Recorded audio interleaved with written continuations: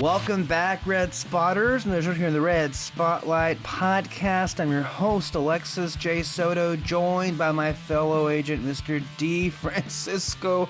David Francisco here. I just call him D. Francisco now. I like to change his name at least once a year, so we'll be doing that. Another edition of our Beyond the Shield series, recapping the final episodes of Marvel's Agents of S.H.I.E.L.D., which airs Wednesdays at 10 p.m.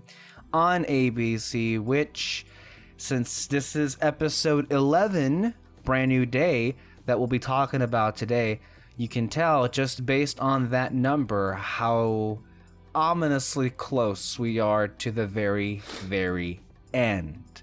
In fact, as of the recording of this podcast, because we'd like to take a few days afterward before we sit down and record the review, we're a little less than 48 hours away from the end, and I'm not going to lie, it has been ever present on my mind. And if that wasn't already the case, social media has really been reminding me, literally, because everyone on the show is on social media just talking about the end of 7 seasons and 7 years. So the end is at hand. And that actually is the episode title for number 12. So that's very encouraging.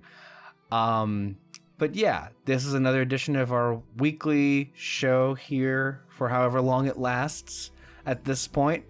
David, how are you doing today? I'm good. Week been okay? Yeah. Yeah? So we have an episode to talk about here, don't we? So again, how we usually do these shows, we have our general impressions of the episode. We start off broad, not going too deep into a lot of the spoilery details, and then we'll sink into all of the character by character interactions, which I think is very probably more elevated in this episode considering the nature of it. I'll start off, and I will say that, again,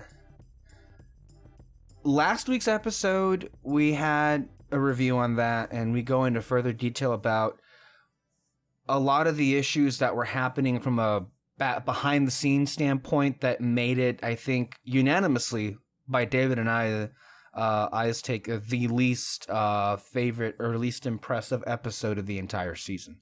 By a pretty wide mile. It's kind of a little bit of whiplash going on right here, because we're going from episodes 9, 10, and 11 in terms of the quality. Mm-hmm. Because I feel like for however technical issues there were in last week's episode, this episode, again, it really, I feel, can... And maybe to my own dismissive attitude in the nature of television, and me kind of reconciling with that, it really, really can hinge a lot on what a good writer can do with an episode. Because I definitely felt like this was a considerable return to form with how the rest of the season has been like. Like, it is...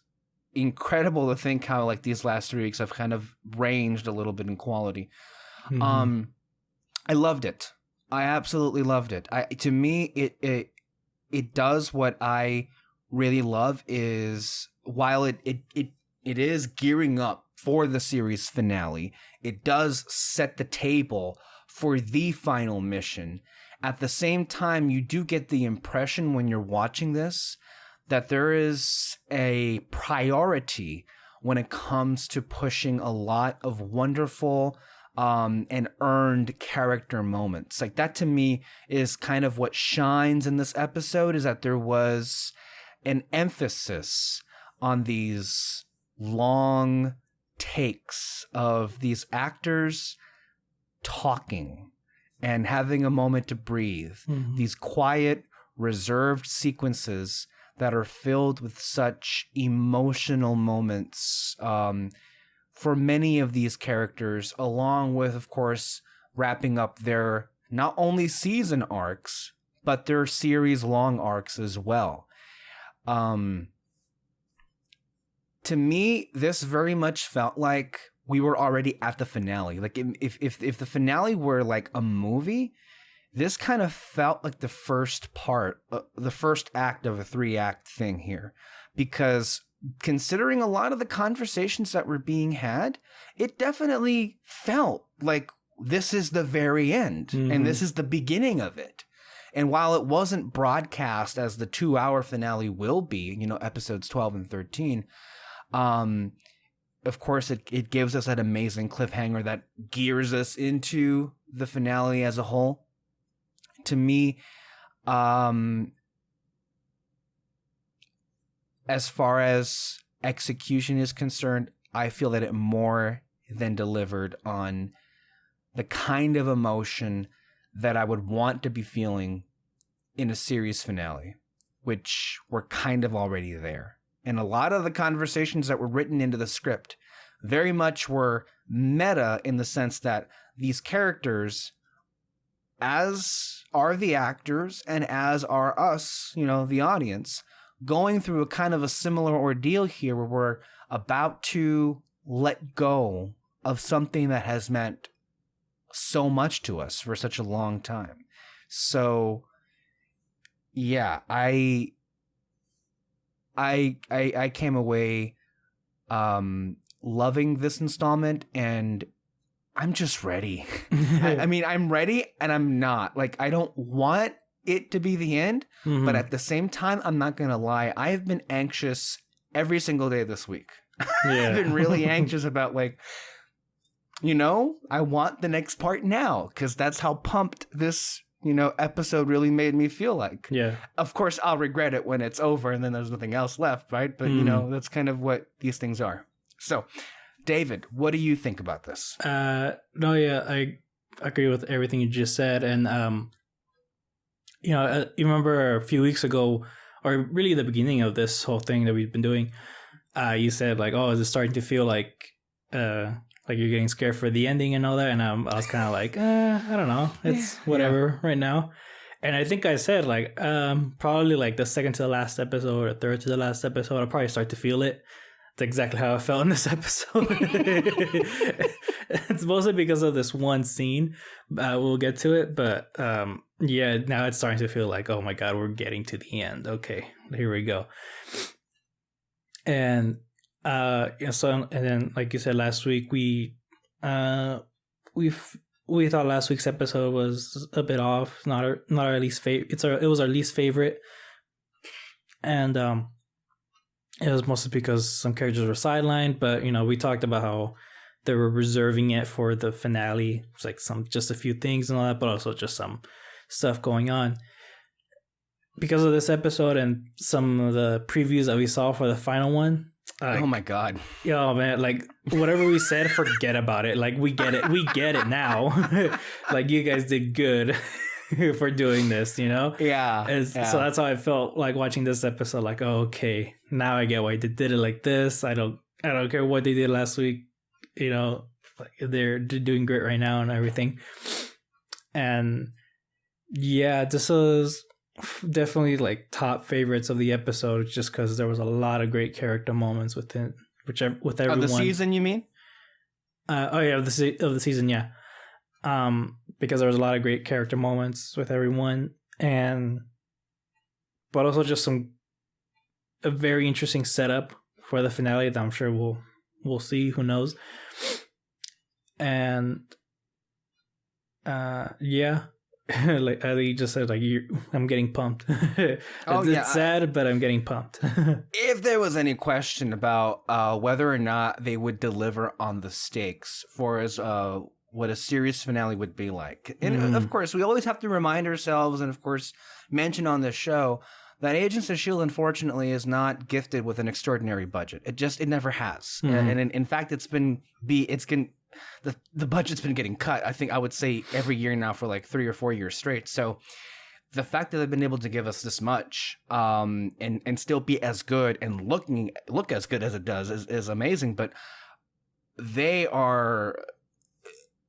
I thought that the stuff that they pulled off in the season 5 original series finale, but was season finale with Graviton, I thought that was like, whoa, they saved a lot of money and they're really going ambitious here, because it basically was like a Zod destroying the city or something like that. Well, not the whole city, but there was a lot of money put into that because that was good for TV. But I mean, this is pretty fucking big, and the stakes have never been this dire. We're talking about, like, as far as like the ominous nature of how this episode leaves us, we're in a situation where I'm not even sure how they come out of it, and they might not. And I think that's kind of the point here, is we don't really know in the direction this is going. We know because Enoch teased us that this is the final mission and that things will never be the same. And clearly by the character interactions, they're very much heading in that direction. But I mean, this just looks so exciting, and especially with the previews are concerned for next week. Not to say that, of course, this episode slacked off. They had a wonderful, amazing visuals in this episode sprinkled throughout. But man, based on those previews, they really did save the bulk of their budget for those last two, considering what we saw. So, and that is pretty fucking evident from that. And to also mention or to comment basically on what you said about last week's episode, there is an interesting, I would say, dichotomy, like it's a wonderful comparison between episodes 10 and 11, in that episode 10, the reason why it felt messy is because it was. There was a lot of plot mechanizations that needed to be kind of like, we needed to cram through, basically. And there was a lot of different things that needed to get to, to get to point A, to get to point B. There were, of course, certain characters, main characters, that were sidelined for that episode. So, and of course, when you consider, of course, the budgetary limitations, a lot of it, unfortunately, ended up being a result where we just need to get through this episode to get to the next one. But the interesting comparison is, of course, is while that episode, with the exception of Daisy and Jiaying, was all plot, whereas with some character, whereas this week with episode 11, we do have some plot. I mean, it is setting up the huge finale. But like I mentioned at the top, it is far more concerned with giving us character moments. It is far more concerned with that. And it almost can become all of that. With, obviously with Daisy and Mac and Sousa and Daisy, Fitzsimmons, hey, that's back. That's a thing. Phil and Melinda also getting some interesting moments there as well. Melinda with Cora not being as awful as she was last week, and her getting some moments in here as well.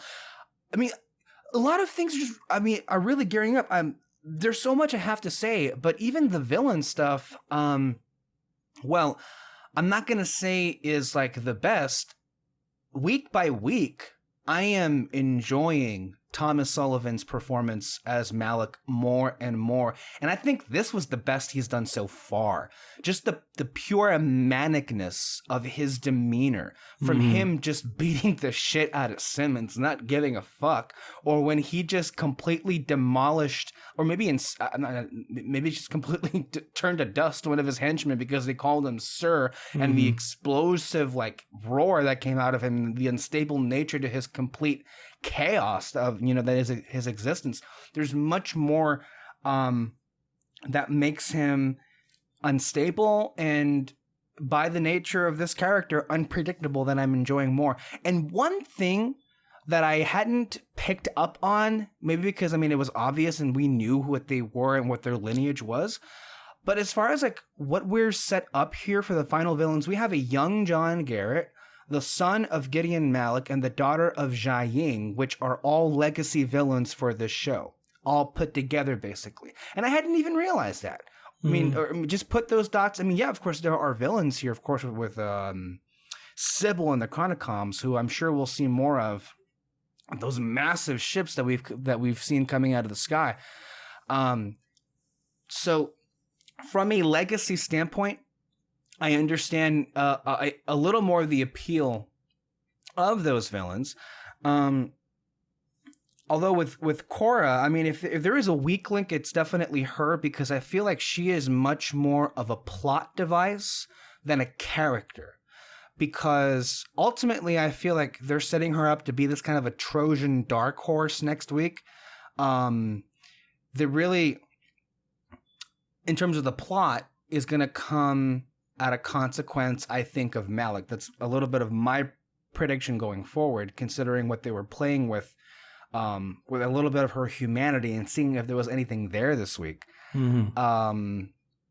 But I do like how she was used in the way that other characters are bouncing off of her, and she's being used basically to further along the story and character arcs, particularly of Daisy and with May. So we begin the episode with her in this bullshit spiel of like, I want to join S.H.I.E.L.D. Mm-hmm. And I love how she's like, she takes her to the side, and it's like, we're not morons. Nobody buys it off the bat.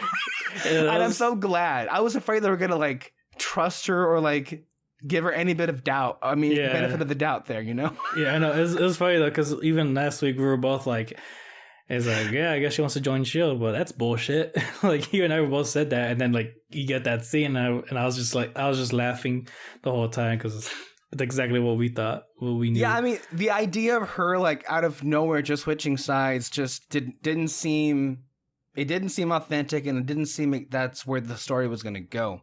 The weird thing though is some of it is rooted in sincerity, which is why we have May coming in and her being able to tell if she's just straight up putting up a front or if parts of her are being honest with herself. And I think there were moments of her being honest when she said that, look, yeah, Malik has this plan to eradicate all of you, and this is where her delusion really kicks in, that she seems to want to reform S.H.I.E.L.D., basically turn it into Hydra. Mm-hmm. And the reason why she thinks there's any kind of redemption in S.H.I.E.L.D. is because of this sister who she's always wanted to have. When she says, because of you, is why Daisy, why I think if you think there's something in here worth saving, maybe as an olive branch to you, I can help. But of course, she doesn't realize she's just like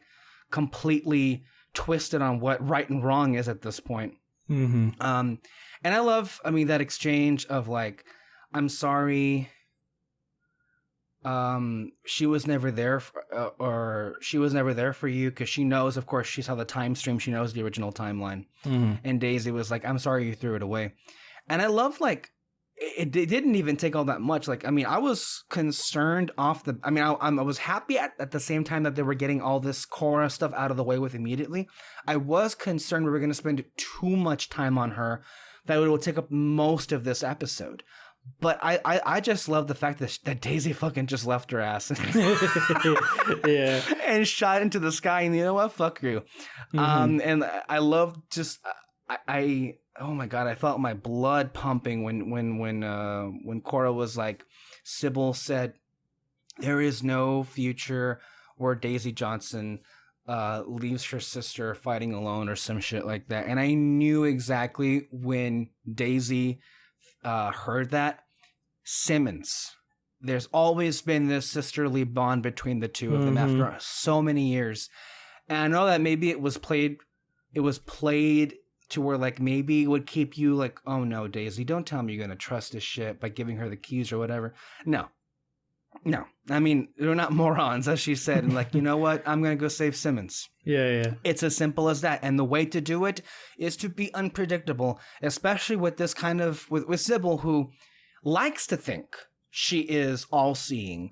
Although we've seen throughout this entire season how careless she's been with some of her prophecies. So this doesn't appear to be something that is part of Sybil's crystal ball, so far as we know at this point. But that whole interaction with her recruiting Sousa and Mac jumping at the last minute, the music building up, them launching out of the waterfall porthole. I mean, it's a call to action, that Agents of S.H.I.E.L.D. theme. It really is. So to me, that was like, all right, that's where this episode really took off. Like, you know what? Fuck you, Korra. We don't got time for your shit. We're going to get out of here. So I loved that. Yeah. Yeah, I agree with what you said. Korra, she was mostly just used to like move the plot along and everything, but it makes sense for like the villain side and everything. So it wasn't really just like thrown in or anything, which is really cool. And I did like that conversation between Korra and Daisy, basically just that little sisterly bond.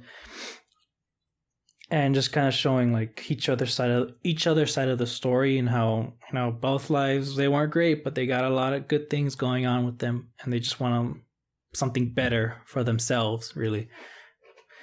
And then I did like the interaction with her and May. Basically, May. I mean, you had the interaction with May and Coulson being, May and Coulson, where she tells him, it's like, oh, why don't you talk to her now? Like, get her on the good side, but he's like, nah, that's gonna be you now. And so I like that little switcheroo, I guess. But mostly what I'm excited about for her is like what they showed in the end with her, basically going back to Malik, and they do like a little kiss, but you can tell right away, like, okay, she's probably gonna betray them at the end. And what I'm kind of just hoping for on the next episode is that little moment with her and Daisy kind of like develops a bit more in the finale, and then you can have like a really cool team up. Because I mean, I'm not really sure exactly what her powers are, but I mean, she can do some damage, so I'm hoping they can like do some cool coordinated fights with them. I am curious to see how much of Korra we do see. She wasn't in any of the scenes for the finale. Now, of course, they didn't show a lot of scenes from the finale, but I don't know what exactly. I mean, if I were to guess, I don't see Korra making it out alive. Yeah. I just don't see that happening. Although they could still certainly do what you're thinking of. And you're right. The ending of the episode, in terms of her demeanor and the look on her face, she was very unsure about this entire situation, now that she knows that Malik killed her mom, when clearly that wasn't ever discussed. So yeah, that it also reminds you of how very I guess immature, or just very young she is to not have seen that coming. Considering who she's surrounding herself with. So, but yeah, I'm definitely picking up on some kind of a clash between Korra and Malik in the finale next week. How that ends, I don't know. But don't underestimate Malik. That kid survived a lot, and he's unstable at the moment. So I don't know if Korra would be able to even get away from that kind of a blow up, if I'm being honest with you. So that could also, be part of that. But since we're sticking on this whole Korra thing, we should talk about how she was also used to enhance or to advance the story with May. It's interesting because a lot of the exchanges they had, I mean, she kept bringing up Bahrain, which, even if we all remember from this series, that this is why she's called the Cavalry, because unfortunately, in a situation years and years before the series, she had to kill an inhuman little girl to save the lives of all of the how many agents and, of course, innocent people that were there. Go back to season 2, the episode's called Melinda. And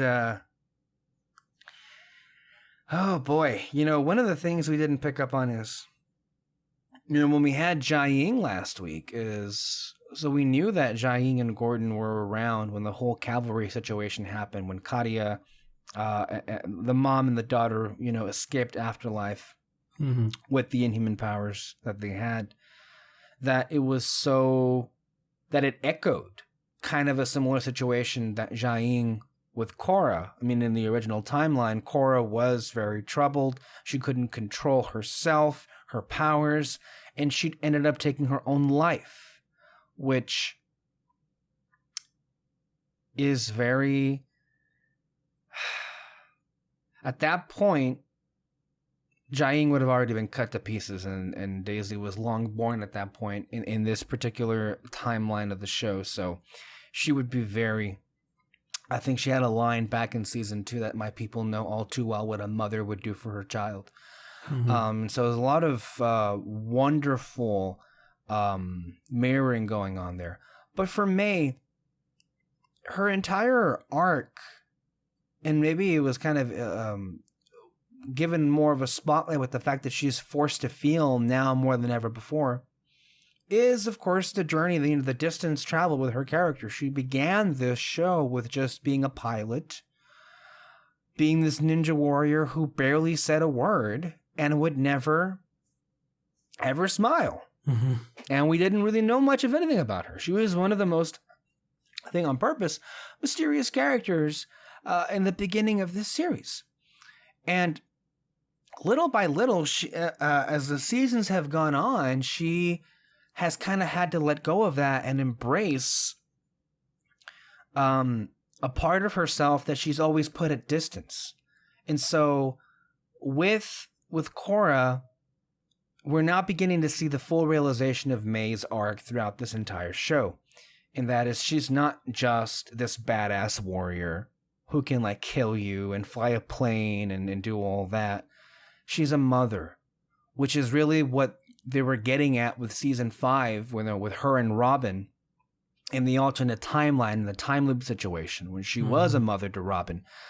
And of course, the dynamic of this series has been, though, she has been that for Daisy this entire time, basically. Yeah. And of course, she was just recently played that same role with Yo-Yo. So that's kind of her role on the team. And it was an interesting, I say, an interesting switcheroo, as you say, with her and with Coulson, who are now, embracing the new people they've become. Because when she's ready to lean on Phil, all right, it's time to give the old Coulson talk. This is what you're good at. Go in there and, go recruit her. And Coulson, as nice as that would be, I think you're better suited for that now. I really think that this is where you are. And considering what I am, I'm a little busy trying to figure out what this death machine is trying to do to us at this moment. So yeah. It's interesting because, again, just think about the history of those two characters. They're always... Felinda, it's like always, is it meant to be? Oh, it's not meant to be. But there's so much history with those characters, even with, with Coulson being an LMD iteration, or with, May now having these powers where she, feels everyone's emotions. No, I think it was a very appropriate sequence in which we can, at a moment, take in the distance that both of these characters have traveled. And it also just reminds you of, 7 seasons, a lot of shows lose steam. Before we get to this point, but it also reminds you of like how much things have changed, how much things have had to change to keep the momentum for this series going on year after year after year. And so that was a very wonderful moment between. I'm sure we'll get more of those in the finale, but yeah. And of course, May was able to show that off when she appealed to Korra's humanity. And I think even though the episode leaves off with her like getting pissed off and trying to kick the shit out of May, which, haven't you learned by now? Nobody can ever kick May's ass. You're just, that sequence, by the way, was awesome and hysterical. I love how like when May caught Korra's punch, the music is building up and she's like, yes, I know the pain. And it didn't even take like, I don't even think it took 20 seconds. There was this massive kick and that she hit Korra with, and she was fucking down on her ass. I mean, it was amazing. Of course, they always have to resort to powers, and of course she dodged that. But they leave off the episode with like, all right, well, this didn't work, and now Korra's back with Team Hydra, Chronicom, whatever you want to call it, and that's it. But I think, at least it was my impression, that even though she got pissed off at that situation, May was able to make a breakthrough, and we're going to see that play out next week. Yeah, no, like you said, May always started off, she was like kind of emotionless, never really smiled much, and it was fun. It's funny because her way of getting through to people is like a tough love type of thing, and it really is. And so that moment where she was trying to like go about it in the Coulson way to get to Korra, but then it ends up being like her way in the tough love situation when they start fighting. And it's funny because you said like, oh, she hardly ever smiles, but then like as soon as she knows she got to Korra and the fighting builds up, she gives like a little smile, like, okay, now we're doing it my way. Where it's just like a little detail that I just kind of noticed it when you mentioned that. So no, she's never more alive when she's fighting. I think back to that line back at the end of season 5. This was when Daisy and Deke rescue May and Coulson off Graviton's ship, and this is after the moment where they kiss. And May and Deke are left behind to sabotage the control ship to make sure the missiles fire back on the ship and not on the lighthouse. And I remember that line where Daisy and Coulson are talking about that kiss, and she's like, "How do you think she's doing right now?" And then Coulson's like, she's having the time of her life. And then it cuts to May in this fucking fight going on. And it's like, yeah, that's May. Like that's literally her having the time of her life, is when she's, ninja warrior badass queen. I don't know if that's an official thing, but that's kind of, who she is at that point. So yeah, that's kind of what keeps her entertained. Yeah. But man, Korra was like going for the jugular, bringing up like Bahrain again and again and again. Like, Jesus, lady. And she says, May says it. It's like, I already made peace with that. Like, why are you bringing that up? Yeah. Her whole, I think, marketing pitch to like switch the team motto didn't really go over well. I don't think she was very prepared for that. It was funny when,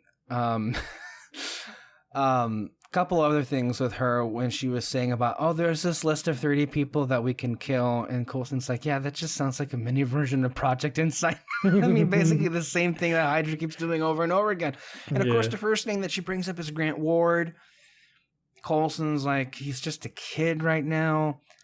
Garrett was mostly responsible for the direction that Ward happened. We've seen a world where that Garrett wasn't a thing in Ward's life, and he turned out well to kill him now.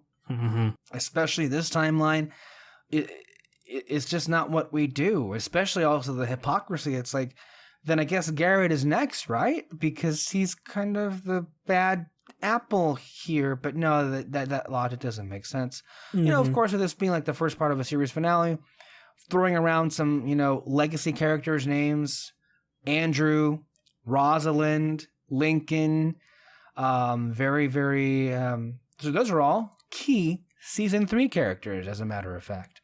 That was a tumultuous year, but they all were, weren't they? Yeah. For these characters. And then the other idea that Korra introduces in this episode right off the bat is, with the title, Brand New Day, Brand New Timeline. This idea that that old timeline that they came from no longer exists. And I think to myself, that's interesting.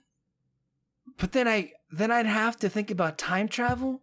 And then I get nowhere. I get nowhere fast, because, I mean, what does that even mean? I mean, yeah, we're creating a brand new timeline, which is what Endgame was insistent on, is that when you go back into the past, you create a branch reality. but then they can go back to the past. So, like, is she suggesting that they can't go back to the original timeline? Does it even matter? Do we even care? What do you think? I didn't think of it like that. I just kind of thought if they go back to their present, there's gonna be like maybe two versions of them. One where it's like changing or something. I don't know. But I mean, I'm not really sure. Like, again, the whole time travel thing is kind of confusing because they gotta put the timeline back, you know? Because like everything that's happened that we've seen in the past 6 seasons, like they're really important and all that, and just right. I doubt they want to throw it away. So I'm not really sure. I think possibly maybe what they can do is just try to preserve their own timeline, like not change anyone from the team's timeline. Because like when they brought up who's that one guy, the one that was working with Hydra in the first season, what's his name again? Garrett, no, the one that was like in their team, Grant Ward, yeah, him. You know, they brought him up and he said like, no, but we saw in the timeline where Garrett wasn't in his life and he became good. And so and I think we can both guess that Garrett's gonna die in the finale because he can't have those powers. So I think what's gonna happen now is that their own timeline is gonna be preserved. Like it's still gonna happen where they were all on S.H.I.E.L.D, they all met, they all went through some crazy stuff. But now chances are, I got a feeling Ward's gonna be alive back in their present day, and he's gonna be good. That's an interesting idea. I mean, I feel like anything is valid when we're discussing time travel. To be honest, I don't know what to expect in terms of like how this gets resolved. I mean, I imagine that they get back to the original timeline, but something has changed. Perhaps. I will say that a little bit of a cheeky description that TV Line dropped this past week about the last shot of the series finale. He described it as, you'll be kicking yourself for not seeing it coming. And I wonder what he's referring to. I really, really do wonder what he's referring to. Because one of the things I'm kind of guessing, but I doubt it, is that since Jiaying is sort of dead, you know, then she's dead. And then when Daisy goes back to her present time, she never existed. So I think maybe that's kind of be like her finale, is that she can start all over. She can really become whoever she wants. Maybe she can go run the afterlife place, or I wonder though. I wonder. Do you feel, in terms of Enoch's warning about this being the last mission, do you think we're going to end up with a situation where some of the team isn't going to make the trip back, or they all make it back, but they all agree this is the end of their line and they all go their separate ways? I think they're all going to be alive. I don't think no one's going to die. I hope not, because that wouldn't be fun. Yeah, but it's just... Let's take a minute to remember that in the original series finale, they killed Fitz. Well, you know, kind of. Kind of, yeah. With like... But they had us going. At least the first time we saw it, we didn't think they were going to pull that switcheroo at the end, but you're right, kind of. Yeah, but I think they're just going to be in a position where they have to be separated, almost. So, I mean, again, it's so hard to tell. Like, every week, we just don't know what the heck is going to happen. And so, because I feel like for Mac and Yo-Yo, they're just going to retire. Kind of like how, what's that other couple? You know, the one that left? Bobby and Mac.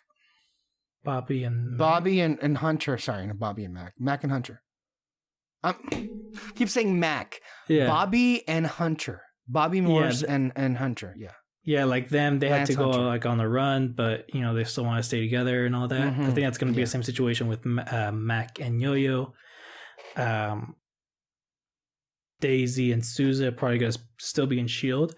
I don't know why I'm guessing this, but I got a feeling Coulson is going to become like a computer because you know how Sybil is in the computer and all that, like taking over. I got a feeling he's going to stop her by going inside and like taking over or something. I don't know.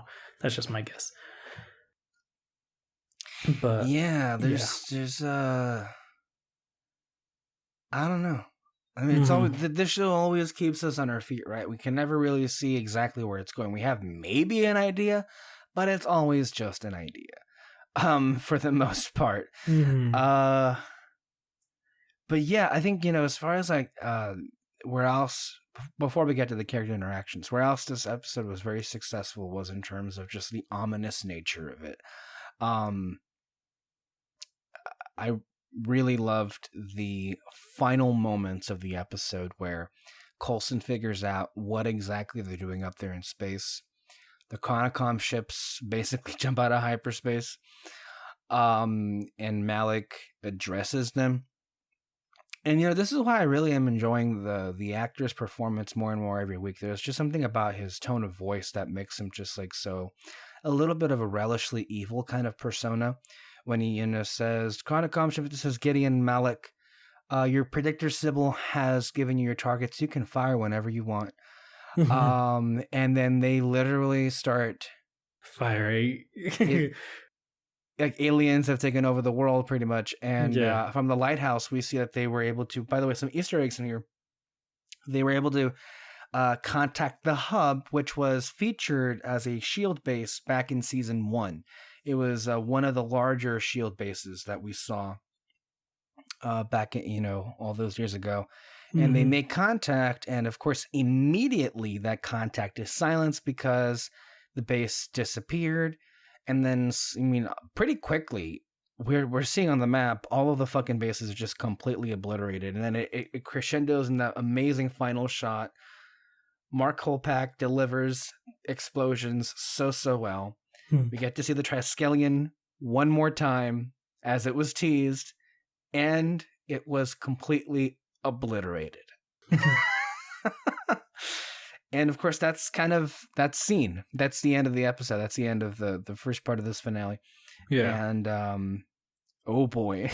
Yeah, no, that was honestly like a really big surprise because he says, okay, fire away. And I'm like, oh, they're going to stop them or they're going to do something to like stop the beams. But no, it literally just like the next shot is the ships and they're firing and you're like, oh my God. Oh no.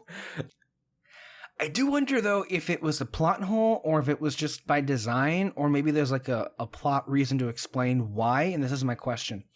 Why wasn't the lighthouse on one of those like targets? Because I saw the map of all of the S.H.I.E.L.D. bases, and the lighthouse wasn't included in that, even though maybe because Sybil's there.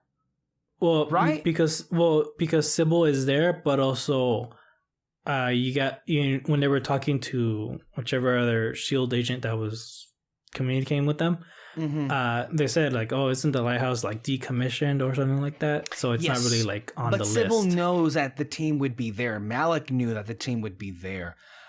I would guess it's for one of two reasons. I think Sybil is kind of in the mainframe of the base layout or whatever you want to call it. And then also, if I recall, now, the lighthouse is kind of the only base in S.H.I.E.L.D. history that can withstand an alien invasion. Like the Confederacy, when they were attacking the base back in season 5, they couldn't get in. The only way they could actually get through them was to use a teleportation field, basically. So it may be useless. Also, it's kind of the main set, so we don't want to dispense with that immediately. But we're basically beginning the finale next week with every.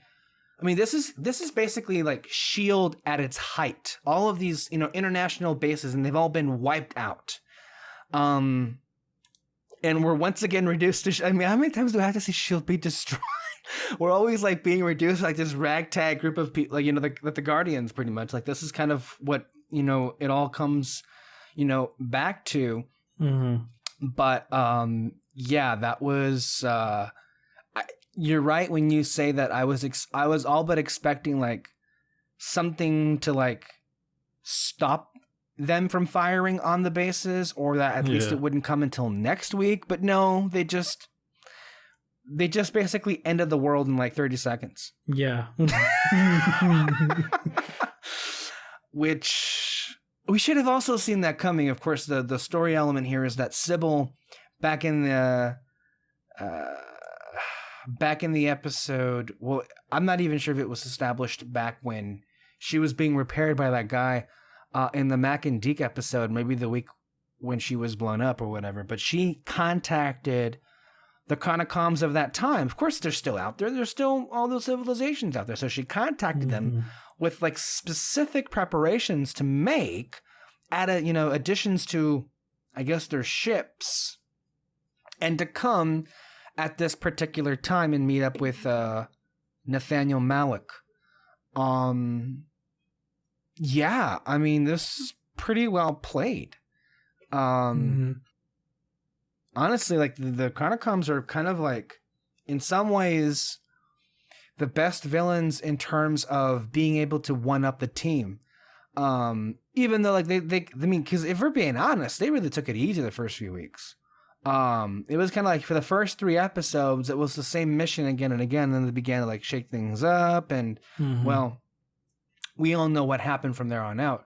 Yeah. But we've set up a pretty amazing finale where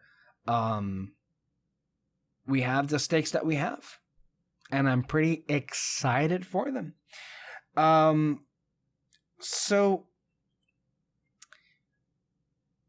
I know we've talked for practically 49 minutes at this point, but we probably should, also mention that this episode featured the return of Ian DeCasticker as Leopold Fitz for the first time in season 7. They sure did make us wait, didn't they? Oh yeah. but it honestly, and this may be because I just think the actor is so good and they're so good together, but it's as if they never even left. Or he never even left. Like the dynamic with Fitzsimmons is just obviously as fresh as it ever was. A couple of things. He looks really thin. If you look, like he was obviously filming something else, and I can corroborate this, but if you look side by side with his season 6, I mean, he's always been thin, but like he looked especially thin. And I was watching, of course, Elizabeth Henstridge in her YouTube channel this week about all of the other behind the scenes stuff that was going on in the filming of this episode, and it was revealed, and because some sources were putting a little bit of doubt, calling into question a little bit of this, but yes, according to the director of this episode, not only was this episode filmed while Ian DeCasticker was at the tail end of another filming commitment, this is also the week of Comic-Con last year. So that is a very turbulent week, because they were at Comic-Con, and that's a lot to get through anyway. And they didn't have him for very long this week, and it seemed very much to confirm that this was the earliest they could get him to come on the show. And at that point, of course, if people are wondering, well, why didn't they just wait longer to film? That way we could have Fitz in the season more. Well, let's backtrack here. So the announcement of a season 7 of Agents of S.H.I.E.L.D. didn't come until November 2018. Earlier that year, in May 2018, they announced season 6. From what I remember reading, they were literally in the middle of filming season 6 with the rest of the scripts completed. They were in the middle of filming the I think the 5th or 6th episode of season 6 when ABC came to them and said, hey, we want 13 more episodes. We want another season. At that point, it was all but a done deal that season 6 would have been the final season. And so when that happens, the stars of the series, or whatever series it is, begin to look for other work. Mm-hmm. And so I think what's very obvious what happened here is that Ian found something immediately after the filming of season 6, because he wasn't under the impression that there would be any more Agents of S.H.I.E.L.D. And so when they did approach them for season 7, what I imagine is they had to rewrite the ending of season 6. In fact, I'm almost sure of it, because how those episodes played out didn't feel series finale.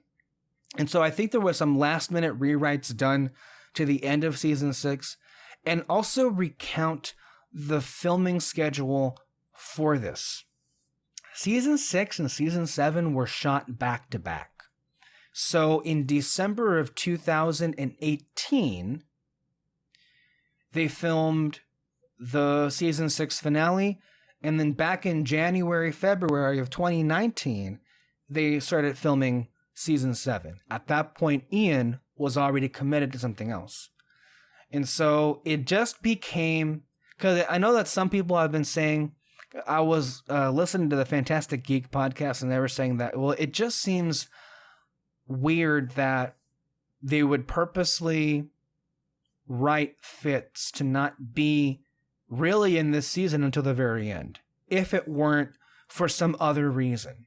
Mm-hmm. And I think if you put these pieces together, you begin to see that there was very obviously a scheduling conflict here. But the fact that he came back, because I mean, from what I understand, he was still filming that other project at the exact same time as this. So busy week for Ian DeCasticker, it looks like.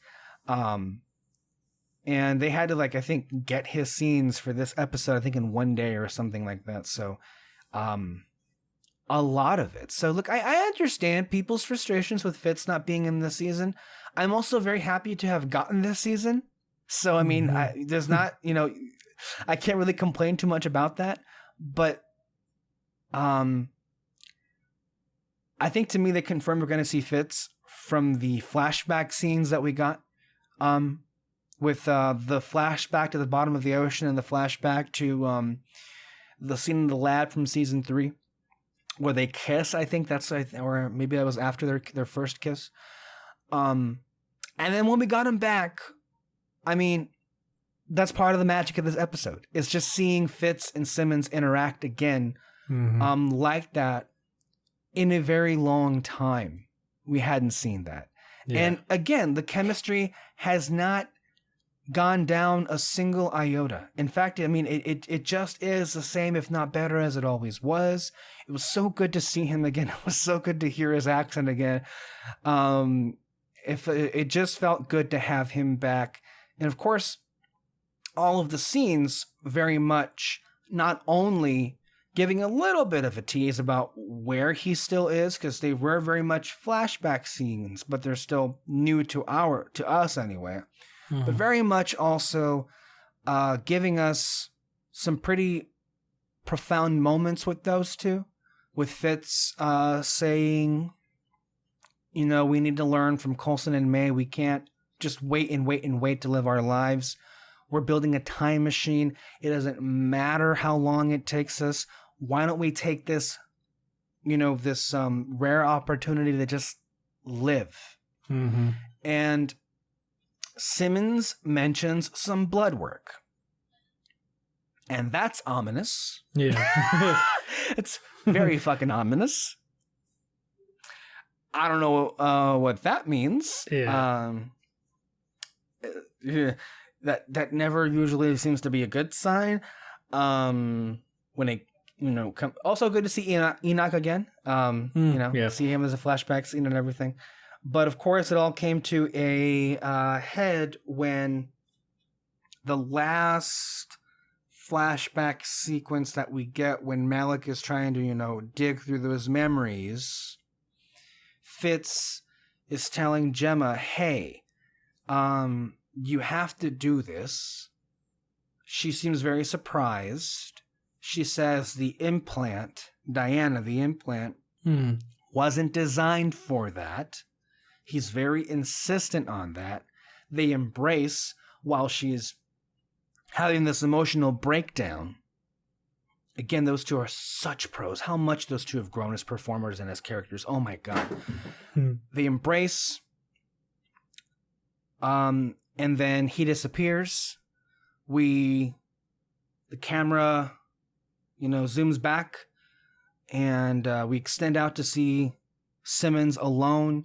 And again, one of these if you know it, you know it. But if you see the wonderful Easter egg where she's kind of holding his hand, although he's gone, but she still thinks that she's holding his hand. I think over her right shoulder. That was what Fitz would do when he would see, or when he would think he would see Gemma back in the early days of season 2. That's cool. So,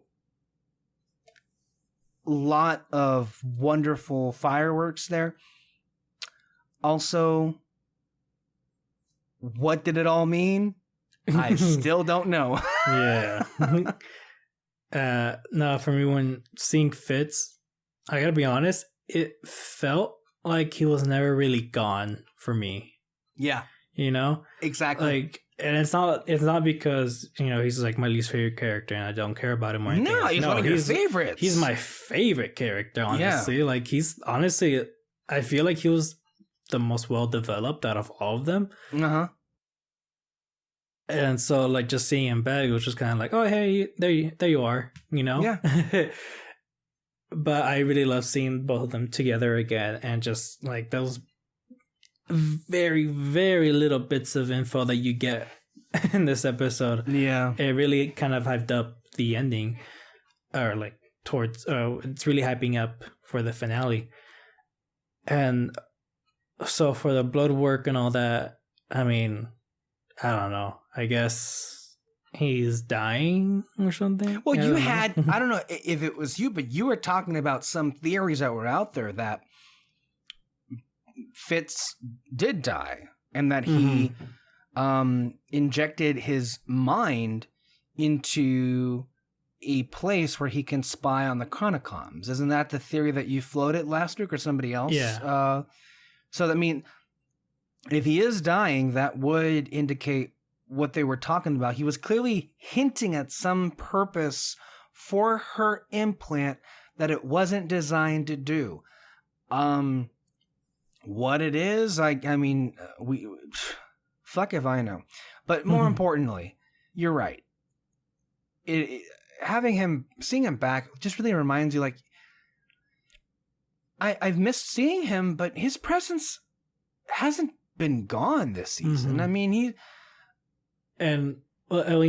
part of like why I love this character so much is because it's another switcheroo, I guess. So like in the beginning of the series, he was the nerdy kid, the shy person, the one he's just the funny person. What's it called? Comedic relief sometimes with him. Like that's all he is, but like as the show developed, he's completely changed from that shy person to like a bit of a badass, and then just being like straight up terrifying person, and kind of like really like one of the most dangerous of the group. Like besides Daisy and May, like his intellectual mind makes him super, super dangerous. And I love the way it's developed, and the way that you used him here is that he really is the most important character in this season, because Sybil sees him as a giant threat, and even Simmons is kind of like wants to protect him. Like she's literally protected him so much that she'll wipe off his memory just so Sybil won't get to him. Yeah. Which is what we see happen, basically, right? And that every attempt that Malik kept trying to dig further and further into her mind, she said this to him that the further you dig, the more Fitz will disappear. And it seems she meant that literally, because at the end of this, she seems to have forgotten entirely about Fitz. Which, I mean, who knows what's going to happen? Yeah, that's a whole situation there. But yeah. Well, I think we can circle our way back to Daisy. Daisy and Mac in one of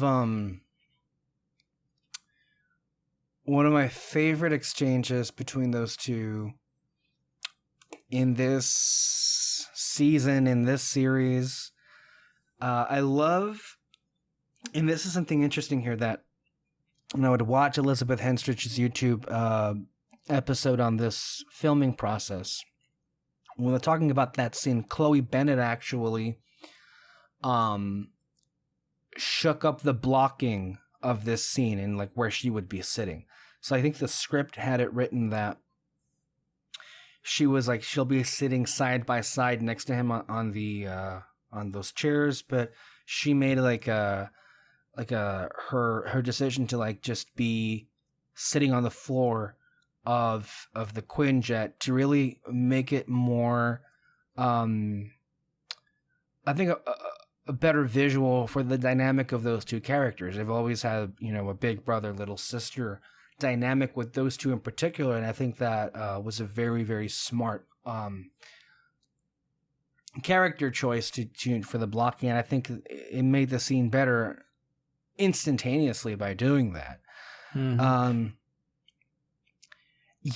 It again, we're catching up with Daisy, and her situation in all of this is that she doesn't want to lose her family, and her just like not just afraid. She really is afraid about who she'll be without them. And Mac, always the big brother there, stepping in and like, exactly who you are with anyone. And then we have the beautiful moment where she, she's obviously very emotional at this point, but she looks over her head and she looks she's gazing at Sousa. And I love a little bit of, if you noticed it, the music changed a little bit there, a little bit more hopeful by Bear McCreary. And it's just really, it was just a great moment for so many reasons, but I love the little touches that kind of enhance all of this. It's emotional for Daisy that, she's coming to the realization that she's going to have to let go of this family. Then when Max says, you know who you are with anyone, and then almost immediately she looks over her shoulder and she looks at Sousa, and then there's this I don't know what you would call these kind of occasions. It's like, when something's right. And that Sousa is very much that next chapter in her life. I think we're all but heading in that direction. And I gotta be honest, I can't believe how well this is working for me. As far as like those two as an item, it really is astounding to me, because if you had told me that they were going to end like this in the beginning of the season, like just like reading it on paper, I'd be like, are you sure? Yeah, right. Are you sure about this? This seems a little like out of left field. And part of it was, and they play with it, but I don't know why. It just feels right being all in with them. And that moment, of course, is even further crystallized when it wasn't just us. Mac had already kind of felt that way. He's laughing at her. He says that he won a bet with Yo-Yo. It's that brother or sister thing that you just mentioned. Like, he's teasing her about her crush basically now. And it was a hilarious moment. No, but that scene, that was the moment where I kind of realized, we're getting to the end now. Because, she tells him like, this, said this is going to be our last mission. And that's why I got the idea that Mac is just going to retire after this with Yo-Yo because he's okay with it being the end. And like he does like want to survive this, of course. And so, but he does want this to be the end. And then just that one scene where Daisy's like, "No, you guys are my family." And like you hear the voice crack and her voice crack and everything. And it's just like, oh God, no, don't do this. Like, yeah, not that was yet, anyway. Yeah. And so, and yeah, it's just that little moment right there. That's kind of what made me realize that it's getting to the end now. And then later on, though, with Mac and Sousa, that little conversation. Real quick, David, just before you go into that, I want to say what made that moment so special beyond, of course, it being an amazing, bond between those two.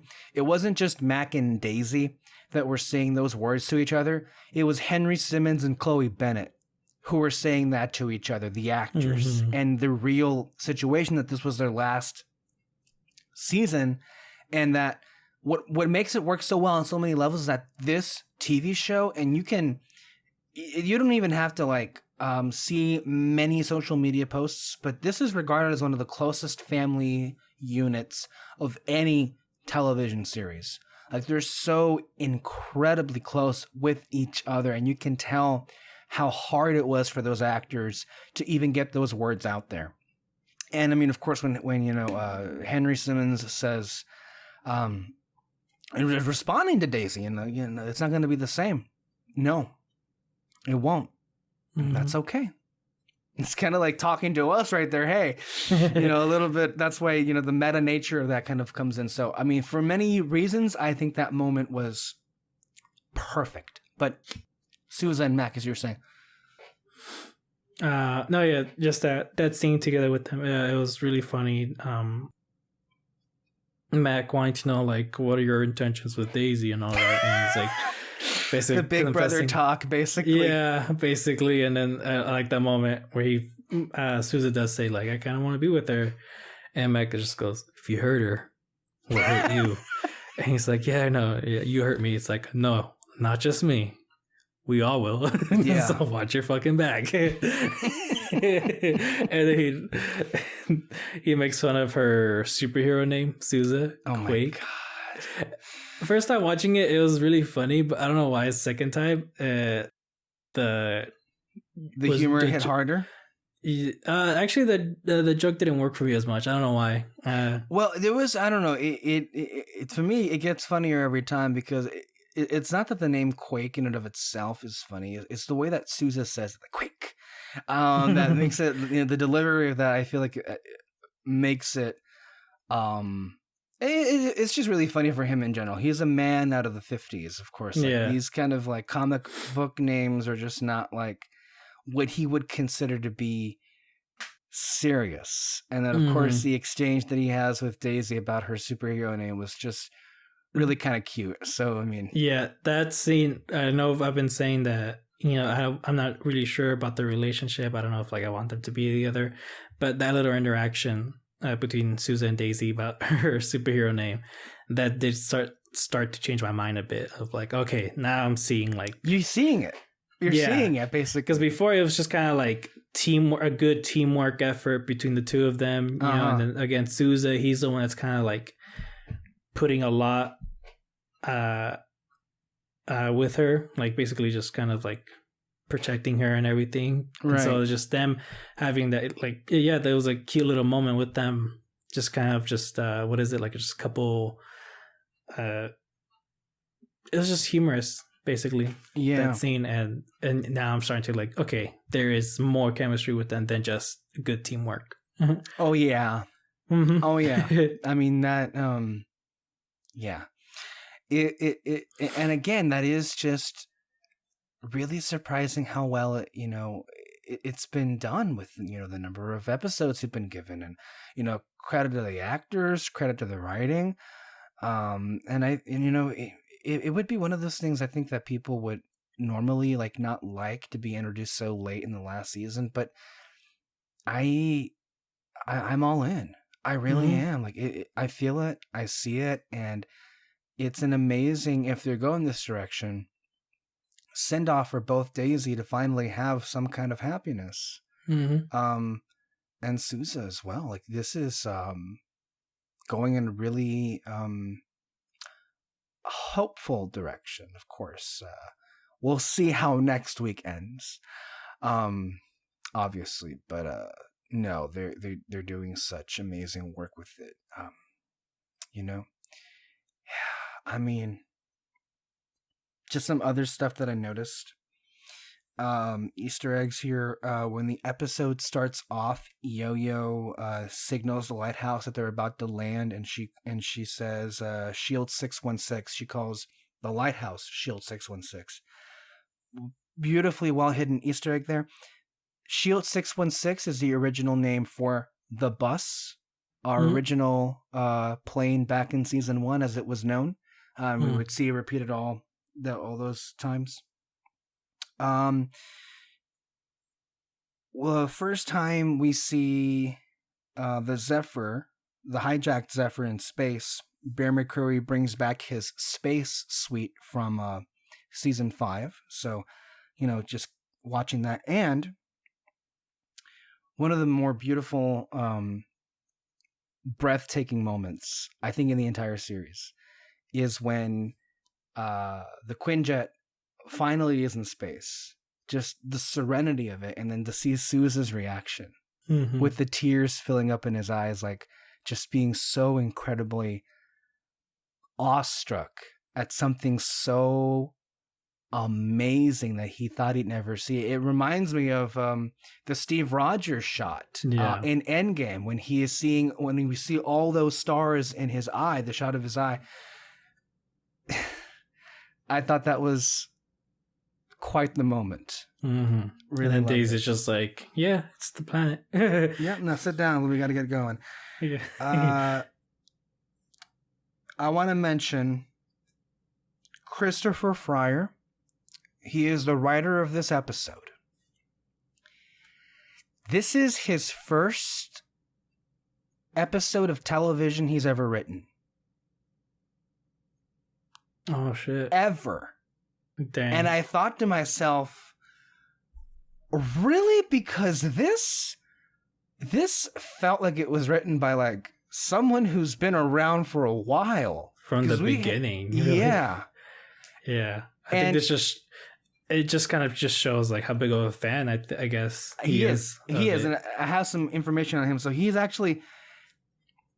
been an employee of the show. He's been like an assistant producer, and he's also been a script coordinator, but he's never himself been tasked. Oh, he's been doing this in season 2 of this show. So he's been around a very long time and is a self-affirmed fan of the series. And so what an amazing opportunity. Like, he basically gets the penultimate episode. Yeah. It's his first ever job of like television to write an episode of. That is insane. I honestly, but then you look at how well it turned out and how beautifully it was written, not just in in terms of how it was staged, but of course the dialogue for these characters. Like, it definitely felt like, someone who's been a fan for like ever of this series. I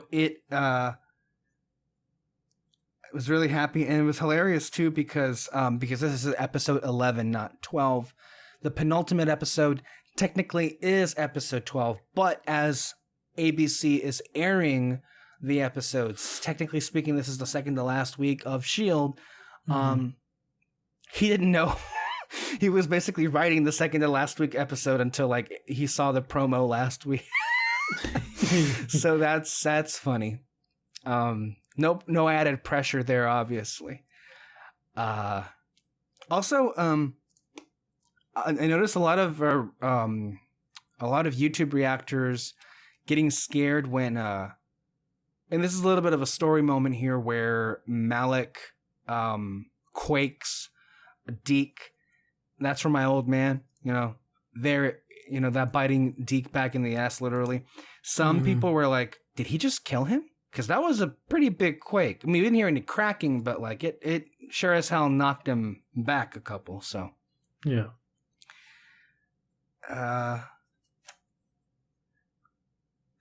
That's all I got. You have anything else to say on this episode? No. I think that's it.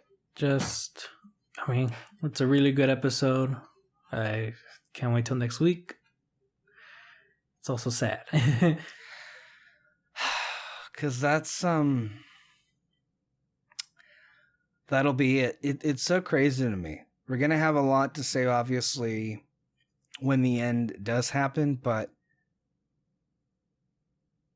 I don't know. It's been an extraordinarily elongated season of finales these last 2 years. Everything from good and bad, obviously. Everything from Endgame to Game of Thrones to Star Wars to Toy Story, because that was a finale of sorts too for that series of movies, to the Clone Wars and now S.H.I.E.L.D. Like to me, this is gonna feel like the culmination of not just like this series, but it feels like this is the culmination of a chapter of my life.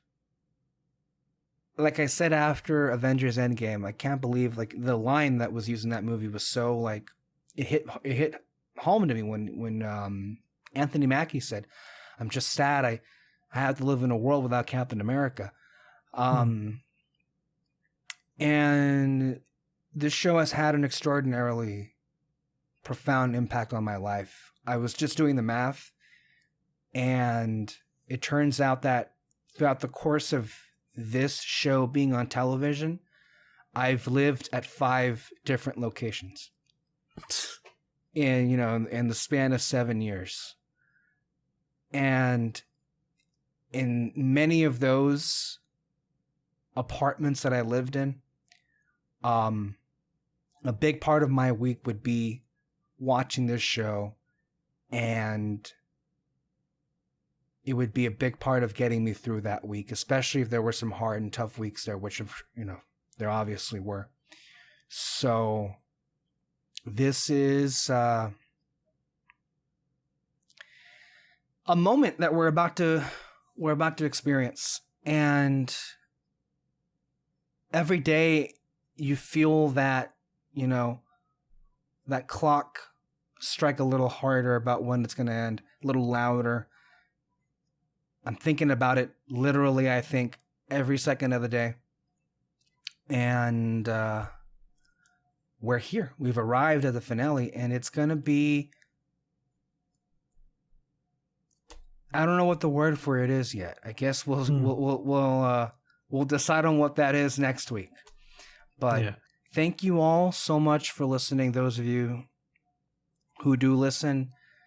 Thank you, David. I really do appreciate you being on this show for however long as you have been doing it, and to have these weekly conversations. They've really meant a lot, especially, of course, as how this show has always done has been a little bright spot in my week. And we'll be back next week on Red Spotlight for the series finale of Agents of S.H.I.E.L.D. Thank you all so much. Stay under our spotlight, and bye-bye. Bye.